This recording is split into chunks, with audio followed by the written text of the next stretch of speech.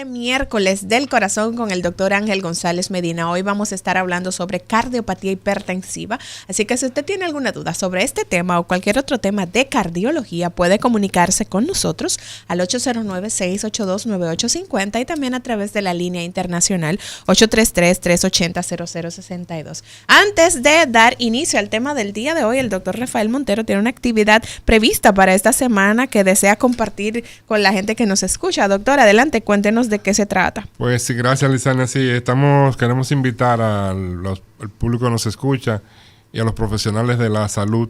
Se está invitando a un foro internacional sobre gestión de políticas innovadoras en salud. Esta actividad se estará realizando en la sede de Funglode, de la Fundación Global y Democracia, el viernes 16 de junio, de 8 a 2 de la tarde. Tenemos ahí un par de invitados internacionales desde España y Colombia. Nosotros también estaremos haciendo tendremos una participación, así que invitamos a todos que vamos a estar trabajando ahí las cosas que hay que hacer e innovar para mejorar nuestro sistema de salud. Excelente, así que ya saben. Es abierto al público, gratuito, así que están invitados. No hay excusa. No hay excusa. Doctor González Medina, buenos días. Este tema, cardiopatía hipertensiva, perdón. ¿De qué se trata? ¿Qué abarca este concepto? Bien. Bueno, fíjate que hemos hablado durante varias semanas sobre la hipertensión, su impacto, cómo manejarla.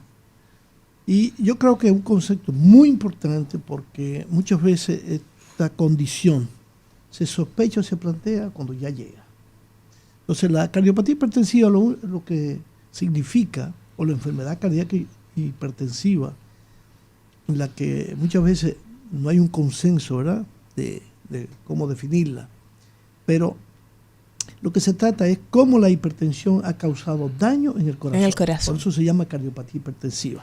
Ahora bien, esto va asociado no solamente con el daño cardíaco, sino que el daño que ha causado la hipertensión arterial en los vasos sanguíneos a nivel sistémico, o sea, a nivel general, en la vasculatura periférica, lo cual impacta sobre otros órganos como el riñón, la retina, el cerebro, entre otros. Lo cual implica no solamente tomar la presión arterial, sino ir más allá. Ir más allá porque tiene un significado, porque son varias etapas. Una etapa inicial que comienza con un daño que puede ser poco perceptible a nivel del corazón, a nivel del ventrículo izquierdo y de los vasos, y que va evolucionando por diferentes etapas. De tal manera que los conceptos han ido cambiando en los últimos tiempos. ¿Y cuál es el reflejo más preciso que podemos detectar? Cuando las paredes del ventrículo izquierdo se engruesan, es decir, cuando hay hipertrofia ventricular. Ahora, muchas veces, aunque esto lo detectamos por la ecocardiografía, a veces hay pacientes que nosotros mismos cometemos el error que no tiene hipertrofia. Pero siempre yo he hablado de esto, de que muchas veces el paciente no conocemos cuál es su realidad 2 años, 3, 4, 5 años atrás. Entonces decimos, mira, las paredes están en el límite máximo normal. O sea, que está normal. No. ¿Cuánto tenía antes de grosor? Claro. Y 1 milímetro puede significar tanto en el engrosamiento de las paredes del corazón, que nosotros a veces no nos imaginamos dónde está impactando esto, qué tan grande es el impacto que tiene. Entonces, la cardiopatía hipertensiva implica daño. Y ese daño tenemos que reflejarlo porque puede ser en varias etapas, en varias fases, en las que muchas veces no vamos a poder regresar ya ese daño. Porque, como dije, no solamente es sobre el corazón, sino también sobre los vasos sanguíneos. Sí.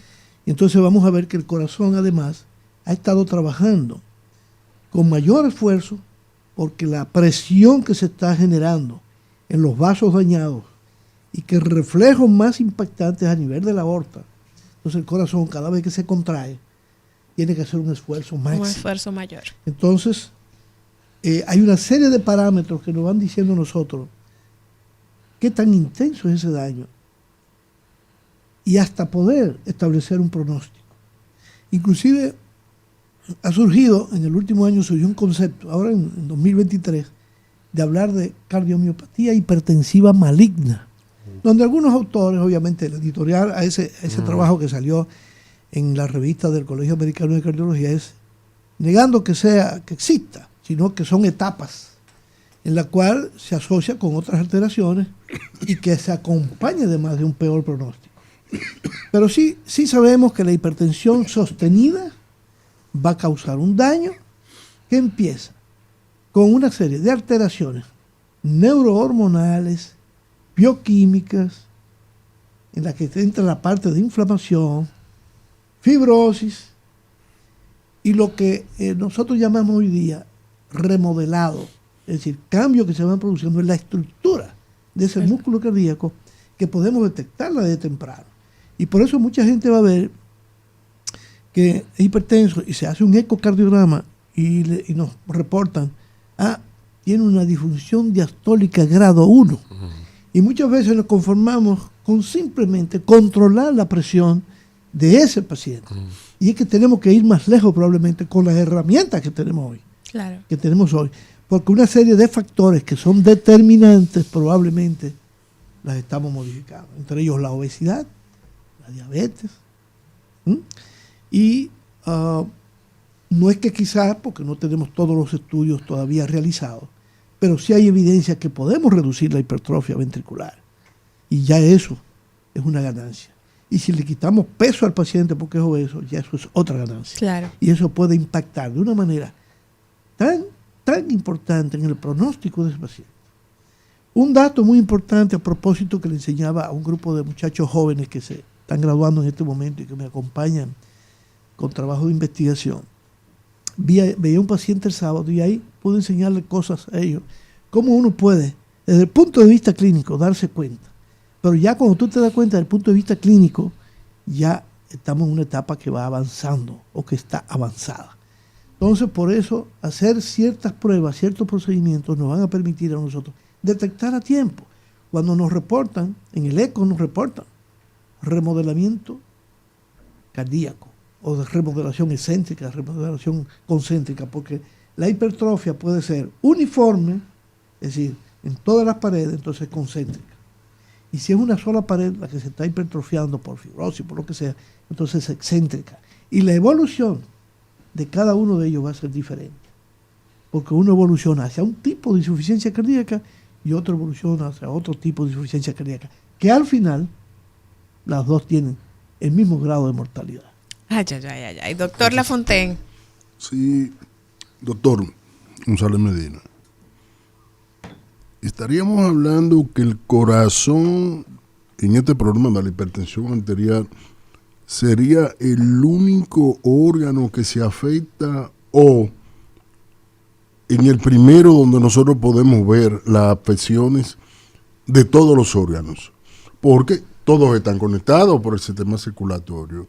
Me imagino que hígado, páncreas, riñones, bueno, usted lo mencionó, ¿verdad? Páncreas, las glándulas endocrinas, cosas, están pasando por el mismo proceso. Se afectan menos. El impacto, por eso se llama daño en órganos blancos, que es donde más impacta el daño vascular. En esos órganos donde las características de los vasos sanguíneos es un poquito diferente. Acuérdate que, por ejemplo, la circulación del hígado es una circulación muy diferente a la que tú encuentras, por ejemplo, en el riñón. Entonces, la importancia que esto tiene, fíjate, es que quizás no es en el corazón donde está quizás el primer hallazgo, podría ser en los vasos sanguíneos. Lo que pasa es que tú sabes que el costo de la tecnología nos impide muchas veces hacer lo que tenemos que realizar. Hay una serie de herramientas que se utilizan hoy en clínicas de hipertensión, clínicas dedicadas a eso, es decir, departamentos dedicados al estudio de la hipertensión. Nosotros en una época en el Instituto de Cardiología esto existía, con lo que era en esa época. Pero ya desde los años de principios de siglo existe la evaluación, lo que se llama, una herramienta que se llama mecánica vascular.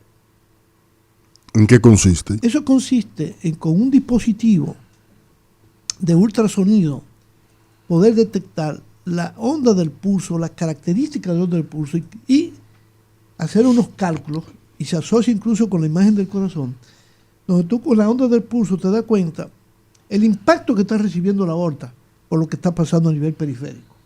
Entonces eso inclusive hasta nos sirve hoy día para determinar qué es lo que más está impactando desde el punto de vista de, vamos a decir un concepto que lo vamos a aclarar, de la fisiopatología, es decir, de cuáles son los mecanismos que están induciendo al daño. Y en base a eso, establecer cuál es el medicamento que debemos darle al paciente. Lamentablemente, eso no es accesible, ni siquiera en los países donde se está practicando, como Argentina, Chile, Brasil. Y además, ojalá un día, cuando tengamos hospitales que funcionen adecuadamente, porque yo creo en la socialización de la medicina, desgraciadamente ha sido muy difícil, pero es donde hay cobertura total a la gente, porque la gente a veces confunde el asunto del concepto de socialización. No es socialismo, es que todo el mundo tenga acceso a los servicios. Entonces, cuando tengamos eso, en cada hospital, o no en cada hospital, en cada centro de referencia nacional, puede haber ese servicio y referirse al paciente y se le haga y se diga, no, ese paciente, ustedes están teniendo problemas con el control de la presión, porque hay que cambiarle el esquema de tratamiento. Entonces, eso nos dice a nosotros hacia dónde vamos. Pero hay datos clínicos además, que tenemos que aprender a valorarlo. Y esto se lo digo a los médicos generales, porque inclusive hay pacientes que dicen, doctor, yo tengo la presión bajita, muy bajita. Y ellos se preocupan muchísimo y tienen razón. ¿Por qué? Porque eso te dice a ti que hay un aumento de la resistencia vascular y que el corazón está trabajando contra esa resistencia y que la aorta se va a dilatar y que puede terminar rompiéndose la aorta, o que termine el paciente con una insuficiencia aórtica y se va deteriorando. Entonces, yo veía a ese paciente el sábado, por ejemplo, y le decía a uno de los muchachos, mira, ¿qué tú ves que te llama la atención en el cuello de ese paciente? Yo nada más sabía algunas cosas que él me había dicho. No, que se ve el latido. ¿Y tú crees que eso es un latido normal? Mira, pálpale el pulso carotídeo. Ahora, pálpale el pulso del brazo. Y tú vas a ver la característica de ese pulso, la onda de pulso tan fuerte que tiene. Ahora, pálpate tu pulso. Pálpale el pulso a la hija del paciente, al esposo de la hija del paciente, para que tú aprendas a diferenciar esto. Y te digo, tú ves ese pulso, eso dice que tiene un aumento de la amplitud del pulso. O sea, es un pulso con mayor amplitud, con mayor velocidad. ¿Por qué? Porque tiene que vencer una resistencia. Y le digo, ¿tú sabes qué vamos a encontrar? Que la diferencia entre la presión máxima o sistólica con la mínima está aumentada, que debe tener 60 milímetros de mercurio más. Y si eso existe, 60 milímetros de mercurio más, es decir, tú tienes 130, 70, ya tú entras en una fase de mal pronóstico futuro.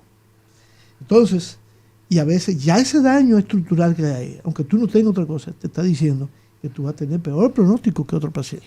Entonces, y a medida que sube por encima de 60, perdón, Rafael, sí, peor es el pronóstico. Claro. Entonces, la hipertensión que hemos venido trabajando hace mucho tiempo en este programa, aparentemente es inofensiva. La gente la tiene como...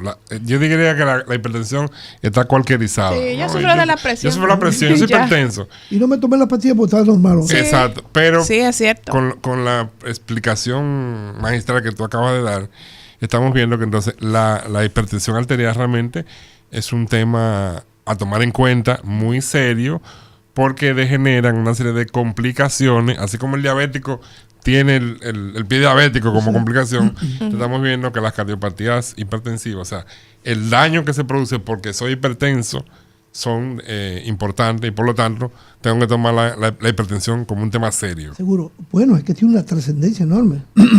Lo primero es que la hipertensión es el factor de riesgo más frecuente que favorece el desarrollo de enfermedad cardiovascular, que es la principal causa de muerte en el mundo, de morbimortalidad, número 1. Número 2, que es la causa precipitante de la mayoría de los eventos vasculares cerebrales, que es la causa principal de discapacidad física, física y mental. Entonces, que causa 10 millones o más de muertes al año, el doble de lo que causó el COVID. Y la gente se olvidó de la hipertensión. Y eso trajo una catástrofe en el mundo, porque la gente no podía ir a los hospitales a chequearse. Entonces hubo un desfase, que tuvimos que entregarnos al COVID, porque hasta yo, que no era un especialista, tuve que manejar muchos pacientes que me llamaban a mí. Sí. por el conocimiento, ¿verdad? Y entonces le daba la orientación, hacía lo que se debe hacer por mi formación de medicina general y de medicina interna, y gracias a Dios no hubo ningún fracaso en ningún paciente. Entonces, fíjate si es importante la hipertensión arterial, que entonces hay una serie de factores que precipitan su desarrollo: la obesidad, la diabetes, factores del medio ambiente. Entonces, es como vamos a decir, como si fuera un hub donde participan un grupo de factores que no solamente van a contribuir al desarrollo de la hipertensión, sino que empeoran su pronóstico. Por eso, cuando tú tienes un paciente hipertenso y diabético, ese paciente tiene que estar claro que él está entre un terremoto y un ciclón.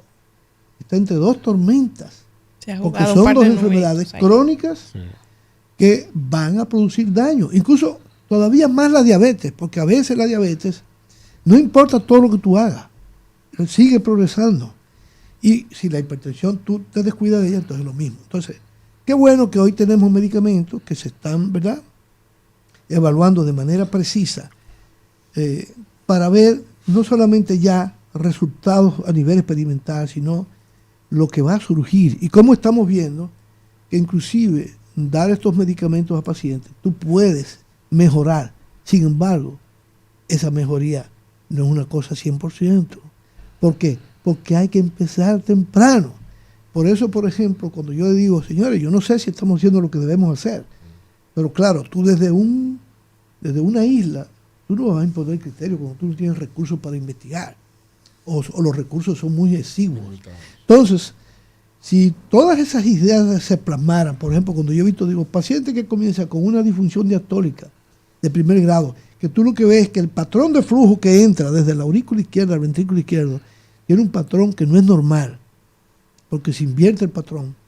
O sea, se considera que entra mucha sangre cuando la aurícula antes de contraerse, porque se abre por gradiente de presión, es decir, por fuerza, y luego viene la contracción, que es la patada auricular, como se llama, donde tú ves una onda mayor. Entonces, el hipertenso, ¿qué pasa? Debido al remodelamiento cardíaco, a la fibrosis que se está produciendo ahí, entonces la aurícula tiene que contraerse con mayor fuerza. Entonces, grado 1 porque no hay otra cosa. Pero ese es el momento de actuar para que... Claro, esa es la importancia. Yo creo que todavía nos estamos quedando atrás. Como hace 20 años comencé a hablar, que el nivel que se decía de colesterol, que se reportaba en los laboratorios, no era el nivel de colesterol, porque ya habían curvas de estudios de más de 350,000 pacientes, el famoso estudio Mr. Fit, donde se demostraba en una curva lineal, en la medida que se le elevaba el colesterol, era peor el pronóstico. Claro, desde el punto de vista estadístico, esto es de poca significación, de moderada significación. Lo vamos a tratar cuando ya el impacto no se puede devolver. Vamos a bajar eso antes. Sí. Vamos a llegar a los 90 años. Claro. Vamos a hacer una breve pausa en este momento y a la vuelta continuamos conversando con el doctor Ángel González Medina. Hoy hablamos sobre cardiopatía hipertensiva, así que no se mueva porque regresamos en breve.